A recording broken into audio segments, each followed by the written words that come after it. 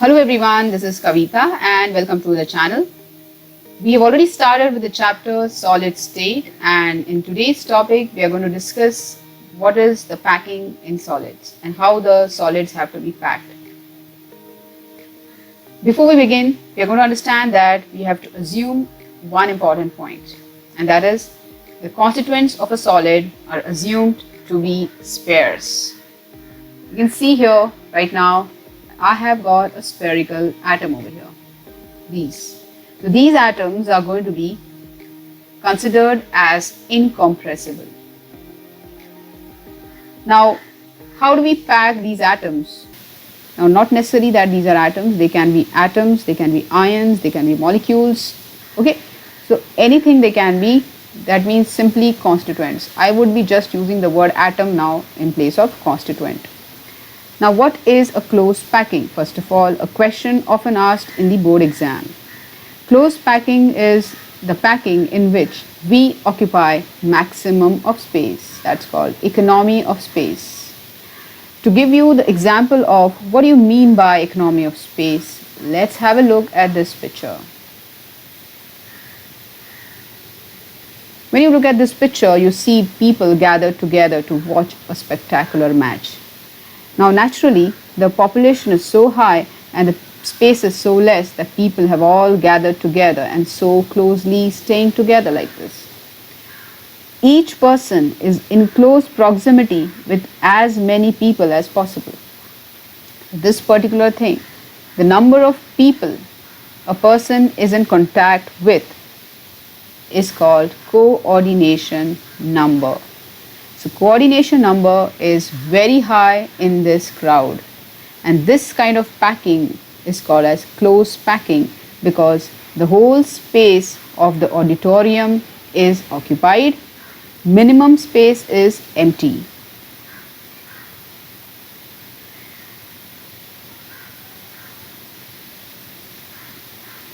So remember these points. There should be economy of space, there should be less space empty, and the density of the solid will be very high. How to do the packing? First, we're going to begin with one-dimensional packing.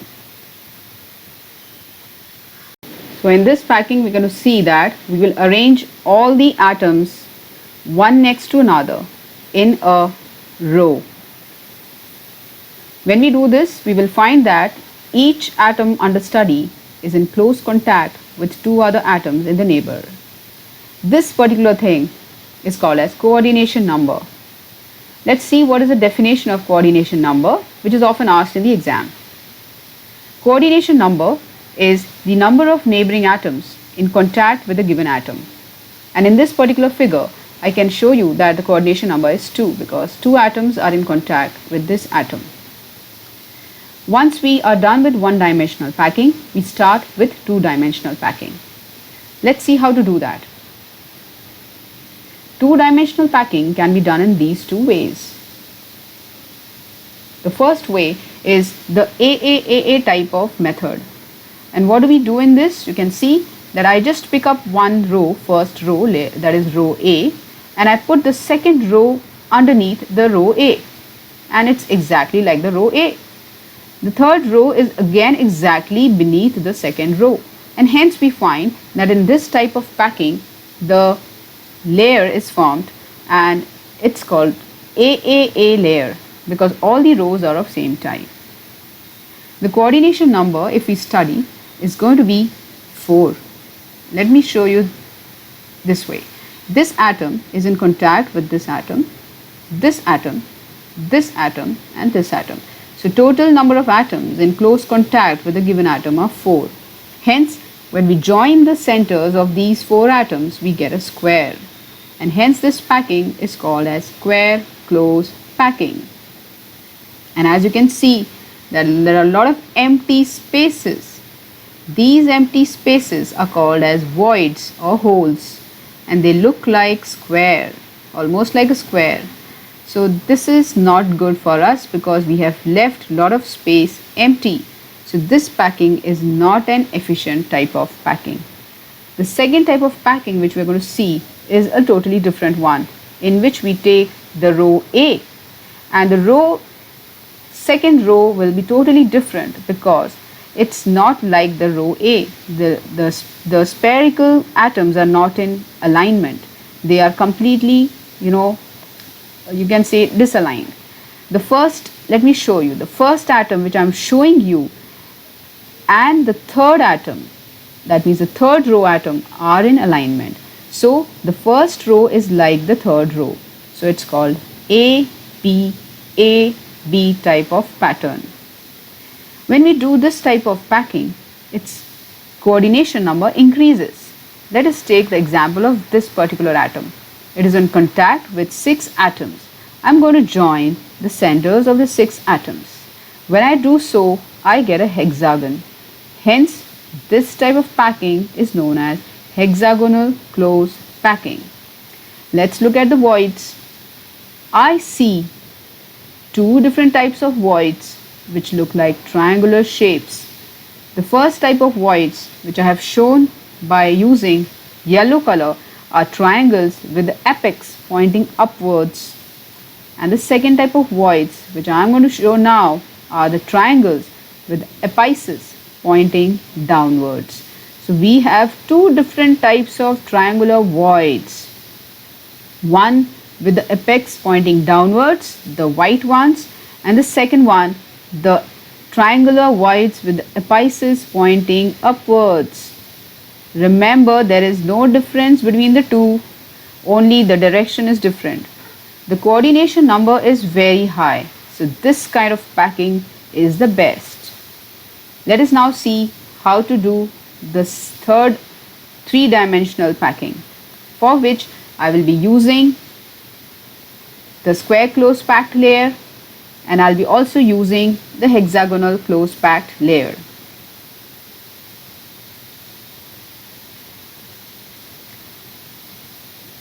Before we go to that, again a recap of what are voids.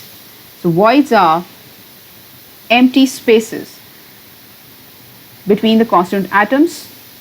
In a 2-dimensional layer, there are 2 types of voids, triangular and square. Triangular voids, you can see, I have shown you just now, they are like this, and the squarish voids, let us say, like this. The more efficient packing will be HCP, hexagonal close packed, and the less efficient packing is the square close packed.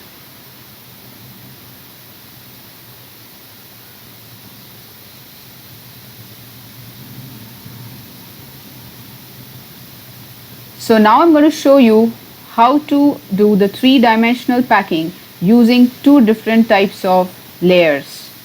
First, we'll focus on square close packed layer.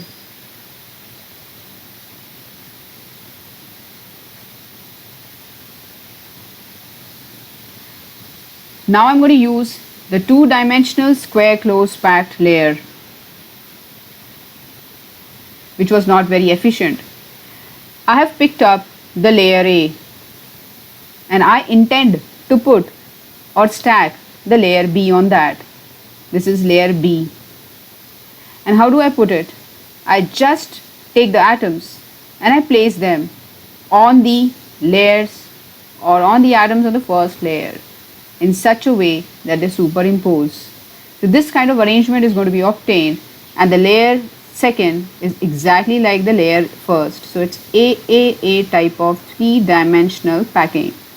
You can see it's AAA type of pattern, and if you repeat this pattern continuously in all the directions, you will get a crystal lattice which will look like a cube.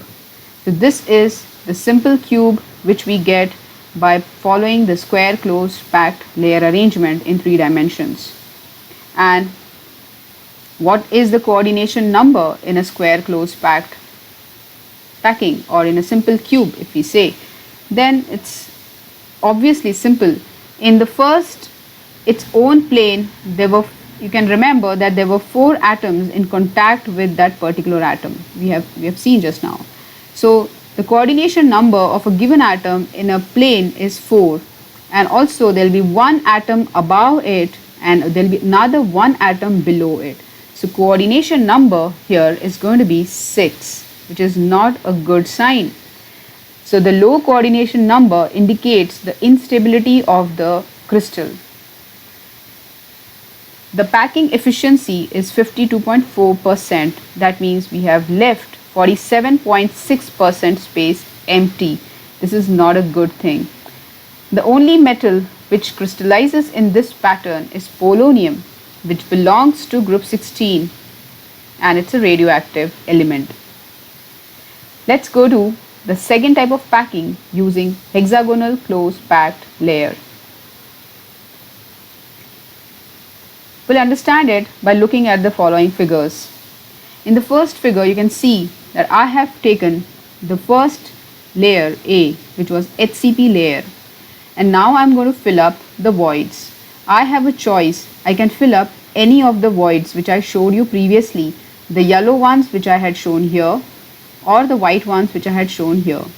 So right now I'm going to fill up the yellow ones. When I start doing that way, I get the second figure, and I find that the layer A is totally different from the layer B, because I'm going to get a different type of layer, a different type of pattern. So this is the third figure in which the diagram looks complete, and here we have got, can show clearly the layer A, and this is layer B. And look at these empty spaces which are over here. The moment we fill up the second layer, we see the generation of a new type of gap. So this gap which I am showing over here is having one yellow atom at the bottom and three orange atoms at the top. So this type of gap is going to be called as a tetrahedral void. So we have got a new word now, tetrahedral void, a void which is surrounded by four atoms. Similarly, this is also another tetrahedral void. So this is tetrahedral, this is tetrahedral, so all the tetrahedrals are going to be in the same line. Similarly, the atoms which are, so once again look at this figure now, you can see this one is not a tetrahedral because it has got three orange atoms at the top and three yellow atoms at the bottom, and if I'm joining the centers of the six, I get an octahedron. So this is going to be called as a new void called as octahedral void. So remember children, we have got two different types of voids generated in layer B. Number one is tetrahedral voids and number two is octahedral voids. So we have a choice now. We have a choice. What can we do? So we have a choice. We can fill up the third layer in such a way that I fill up the tetrahedral voids, in which I will find that the new atom is exactly below the layer A. Or I can fill up the octahedral voids, which will be a totally different layer. It's not going to be like layer A, it's not going to be like layer B, it's a totally different layer. Let's have a look at the shapes of voids first. In exam, you're going to draw these kind of structures. This one is the three-dimensional structure. This cannot be drawn in exam. This is just for your understanding how it looks like. So a tetrahedral void looks like three atoms at the bottom and four atoms is capping on the top. Or we can show it in exam like this. And in between these four atoms, there's a small gap which we cannot see. We can visualize it. It's a tetrahedral hole. And this is your tetrahedron. The centers of the atoms, when we join together, we get a tetrahedron, a three-dimensional figure. These are the four atoms.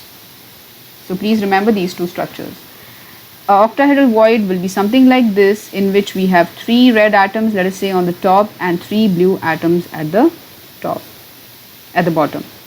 Now, in exam, we'll be drawing it in this way, as you can see.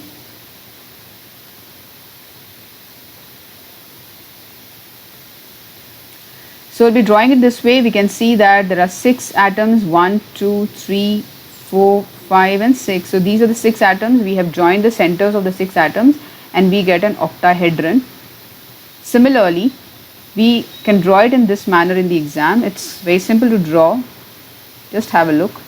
We're going to draw three atoms like this and another three atoms like this.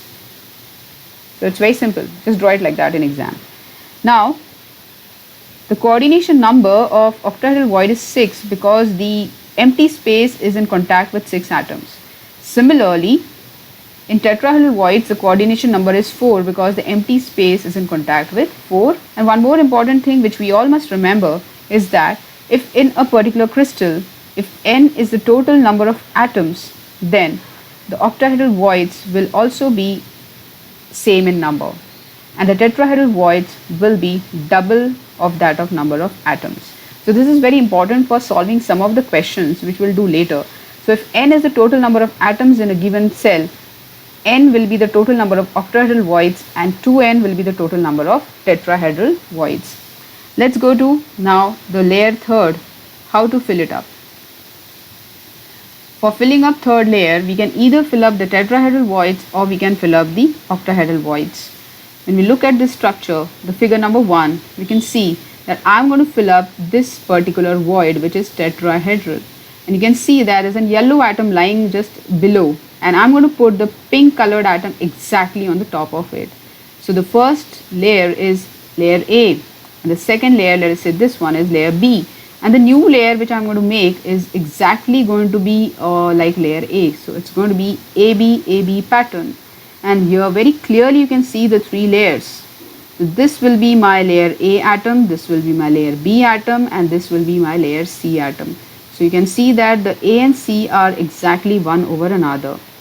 This type of pattern which I get is called as hexagonal closed packed layer, and its coordination number is 12 because each atom in its own plane is in contact with 6 other atoms which we had seen, and there will be 3 more atoms on the top of it and 3 more atoms will be at the bottom of it. So this is important for your exam.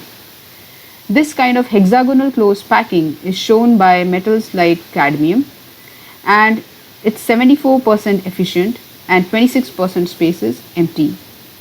The second type of packing which I can do is filling up octahedral voids.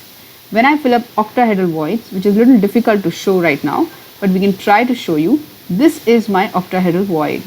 And if I fill up this pink colored atom on it, it is going to be a totally new layer because it's not going to superimpose on any of the balls underlying. So this is a new layer which is going to be coming. So it is ABC type of pattern.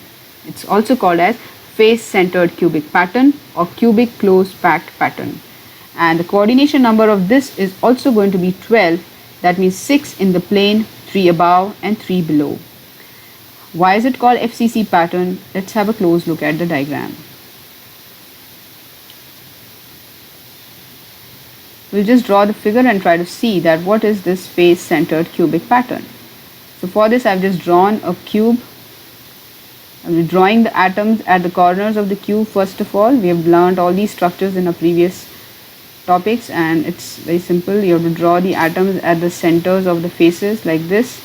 And now when we look at the layers, they will be like this. You will be having a layer A, you will be having a layer B, you will be having a layer C, and you will be having a layer A. So in this manner the pattern goes on just repeating like this from top to bottom.